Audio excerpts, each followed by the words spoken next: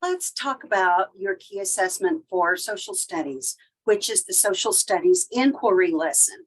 And as you recall, inquiry just means that you are setting up your students with materials and resources so that they can work to draw their own conclusions to an overarching question or answer it possibly with a yes or no. But either way, they're going to have to use multiple sources to find the answer to what it is they're working toward. So let's begin by doing an overview of what the overall plan includes. This plan will ultimately be on the social studies lesson plan template for NSU. First, you're going to choose your grade level from 1st through 8, and please don't go below grade 1. It needs to be between these 8 grades. And remember that your lesson is for one class period. You're not developing a unit. It's something more of a short lesson, possibly even a mini lesson that's going to have the overarching question. So you're not going to send them home to do anything. And you, the teacher, are going to provide all of the materials and the resources in the classroom. So for purposes of this, you can assume that you have whatever materials you need, whether that's all of your students having Chromebooks or all of them having access to a particular kind of map or document. Whatever it is that you as the teacher determine that they need. First, then you'll determine your social studies standard, and I did provide you with some of those. So if you go back to the information that's on the assignment portal, you'll see what your options are with there. But in the meantime, you've got to be thinking about what is it that they're going to work to find. So what kind of inquiry question, what kind of question is it that they're going to have? And using this standard, you will take just a piece of this standard and develop that overarching question. That question is very important because that question drives what you're going to provide for them, what you're going to teach them, and what they're ultimately going to do to show you, the teacher, that they understand it, they have mastered that concept. I suggest that when you select for your objective or goal, that you use a Bloom's taxonomy verb, beginning with level 3, levels 3 through 6. Don't use level 1, such as recall, remember, state, something that's very simple like that. It needs to be a little bit more in depth than those level 1 and 2 verbs. And they should be measurable verbs. This verb is very important because that's what you're going to refer back to when the students do their post-assessment. What is it that you want the students to know and be able to do? That's where that important verb comes in. Do you want them to create something? Do you want them to compare something? Do you want them to analyze? How are they going to draw conclusions, for example? So strongly consider that verb that you're going to use. And you only need one statement of the goal or the objective for that.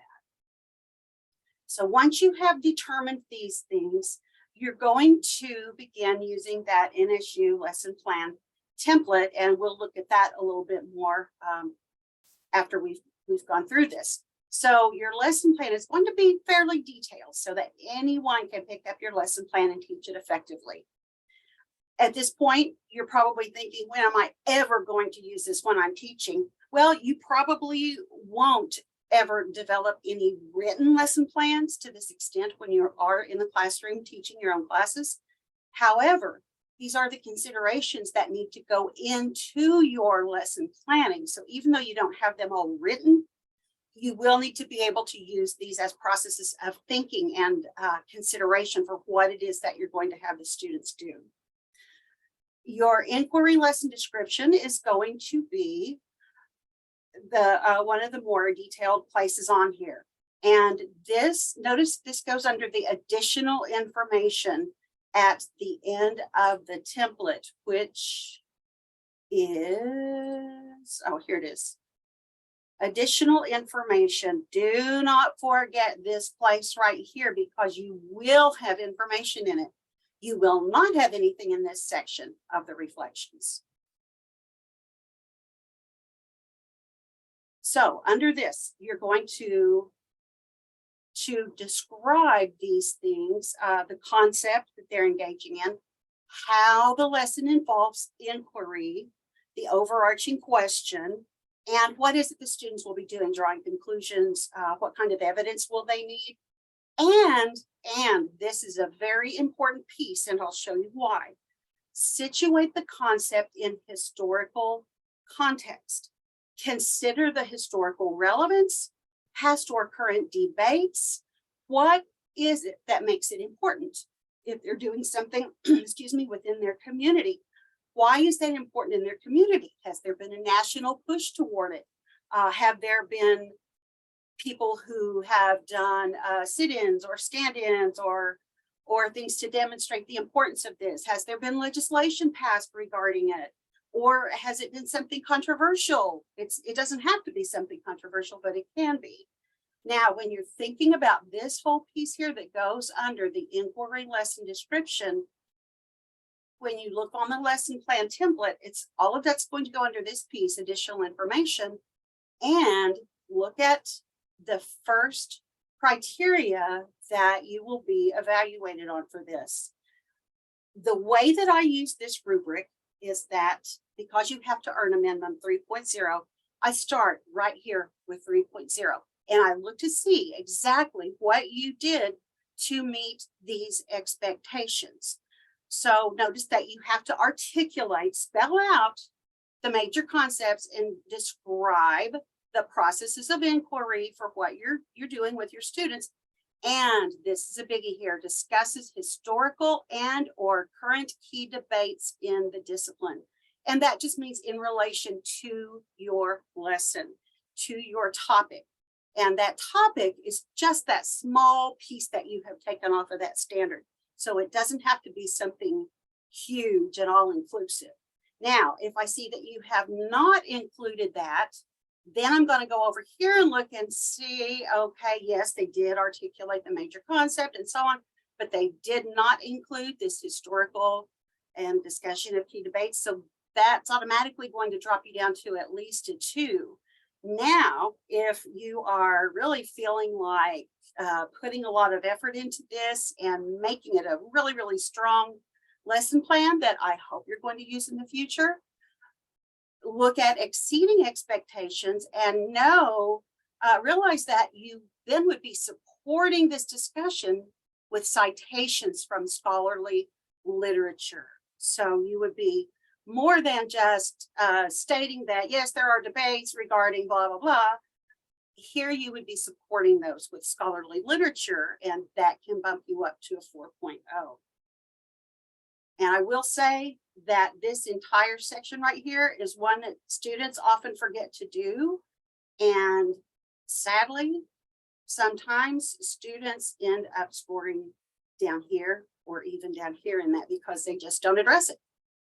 I think after they do that first piece that we do as a class, kind of that they forget about it and don't see the relevance of that. But please notice that it is very relevant. So next, your lesson planning material, and we'll look at the template to see that. Your standards, performance indicators, skills. So these you will copy and paste and include the subject area headings and the numbers.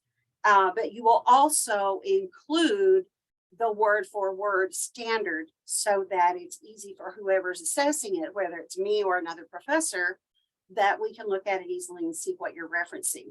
The learning objective or goal. Different accrediting agencies use these terms different ways. So for us, we often use them at the same time, learning objective and learning goal. This is the one that it's very important that you have your verb that matches exactly what it is your students will be demonstrating to you to show that they have mastered the lesson. You will be doing 2 simple assessments, and this includes some form of a pre-assessment that lets you know right away where are they, and we've done several examples of those in class, and here are some other examples of what you could use. Do not use a KWL chart. The reason for that is because that has been overdone quite a bit. Many students would use that as an example. to start with, and then they wouldn't follow through and finish all that with the learn part at the end. So choose something that you can determine very quickly where your students are. What are some of their perceptions? Do they have some misconceptions about what it is that they're about to learn? And then you should include a formative assessment that takes place during the instruction. And again, this is something that you can do very, very quickly in class. You might use a paint stick that has two colors on it that they could turn around different ways. They might have a red card and a green card. One green for go, great, I'm good, or a yellow card for kind of, but not quite sure, and a red for nope, I don't have it yet. So you determine ways to do that. The formative assessment, it doesn't have to be written. This one does not have to be written. And then figure out how you're going to determine their understanding of the concept. What is their post-assessment going to be? And again, that goes right back to this verb you use here on your learning objective or goal. You're going to write assessment strategies that go along with your objective. And you should try to evaluate your students' learning in more than one way so that they can demonstrate understanding at higher levels of learning. So something that allows them to go beyond maybe just what's taught through that lesson. For your students who are really go-getters, maybe they want to extend that learning and go beyond that. Try to offer some kind of immediate feedback, particularly in the formative assessments. And remember, those are the assessments that I remember as while the students are still forming their knowledge. And then the summative assessment is like summing it all up. Did they get it? So formative is while they're still learning and forming their understanding. And you do want to try to include a way to document each assessment for the pre and the post. Now, for the formative assessment that you do that takes place during the instruction, this doesn't have to be written. It could be a simple thumbs up, thumbs down, thumb to the side, anything else. Then as you are writing out your plan, you're going to have your lesson structure and procedures. This sequence is important as you are putting all of this together. Remember that hook that you worked on? That hook that wasn't a turn to page 73, or today we're going to look at some problems in society and how we can solve them. Those are not hooks. Those are just kind of indicating what it is that you're about to do. Hopefully you have developed a hook that really gets your student involved and makes the student care and piques the student's interest.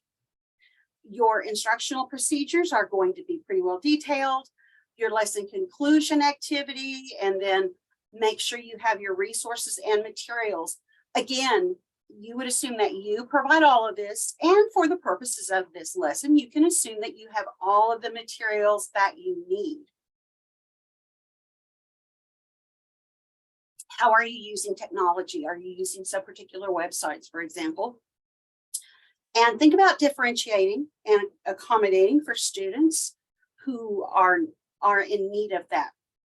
How will you adjust your instruction to include all learners? Think about those students who may have difficulty with hearing or difficulty with seeing visuals. Maybe you have students who are ADHD and they need some kind of tangible items.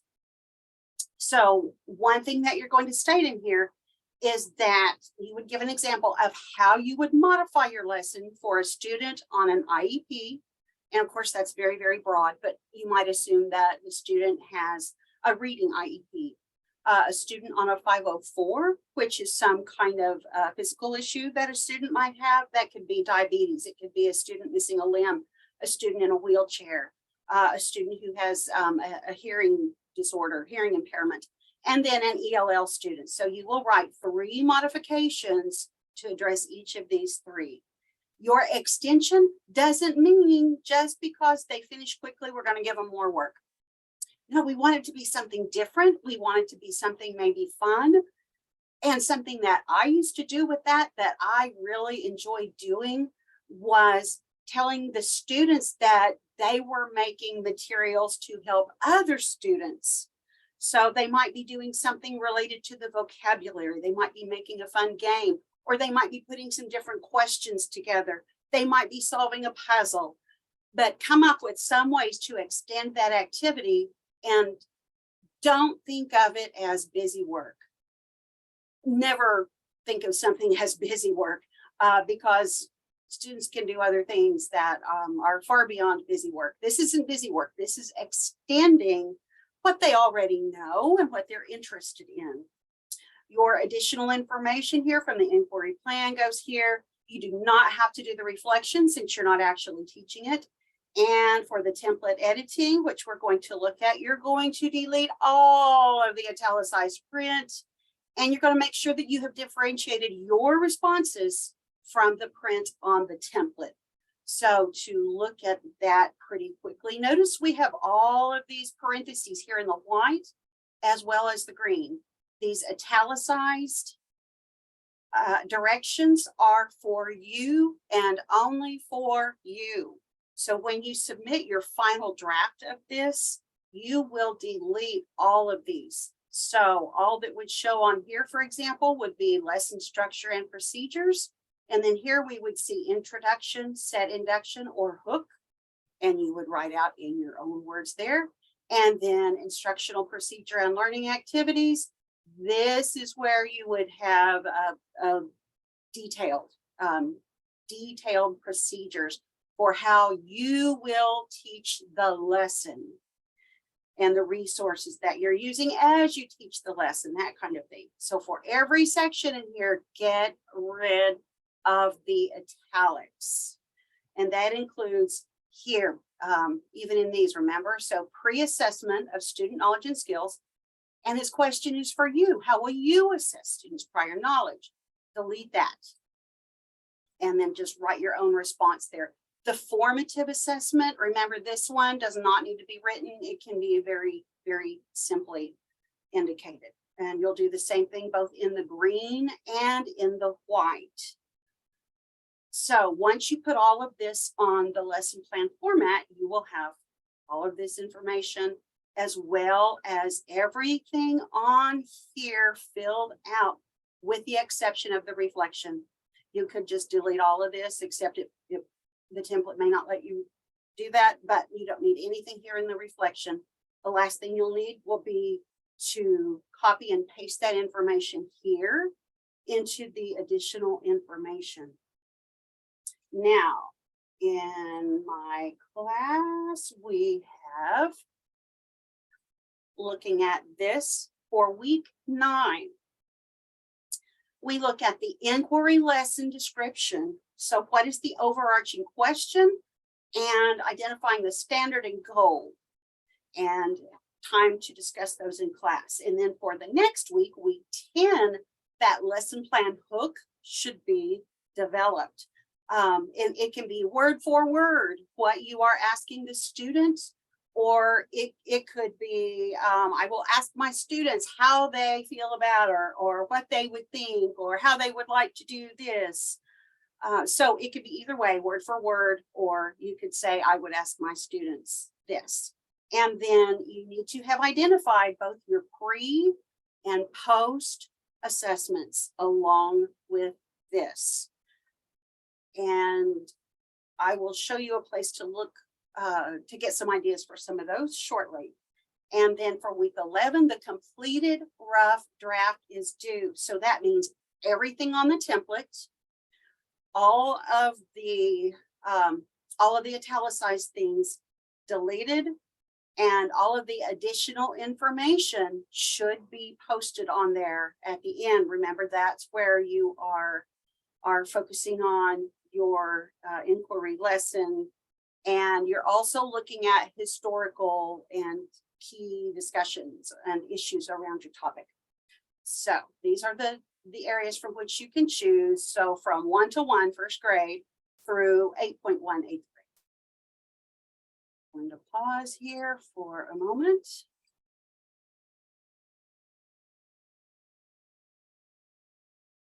To get some ideas for your pre and post assessments, and as well as for some of the directed learning and independent activities that they may be doing during the lesson. On the social studies academic standard page, you can go in the standards over here, but remember over here we have our curriculum frameworks that we've looked at before. So for example, if you're doing 5th grade, you could go into the 5th grade frameworks and go into the engagement strategies and look at all of these examples of strategies that you can do with the students. So they're divided into different kinds of activities, such as authentic writing, which you may want them to do, reading and noting, which is part of the process. Are they doing evidence logs? Are they taking annotated notes? Are here evaluating visual evidence? Are you providing them with maps and things that they need to read? Here, analysis of written evidence. And this section on civil discourse, this might be my favorite part. Think, pair, write, share is an easy way to do. Accountable talk, that is a really good formative assessment, just to give them an opportunity to have to voice their thoughts and their understanding. And then here we have activated learning that has to do with things like KWL, entry and exit tickets, give one, take one. So that is a great way to look for some activities that can support what you're doing, so that you're not having to necessarily create everything from scratch regarding all of your ideas, but you've got places where you can look for examples of how you can do that. And I'm going to end this recording. So best of luck on putting your inquiry project together.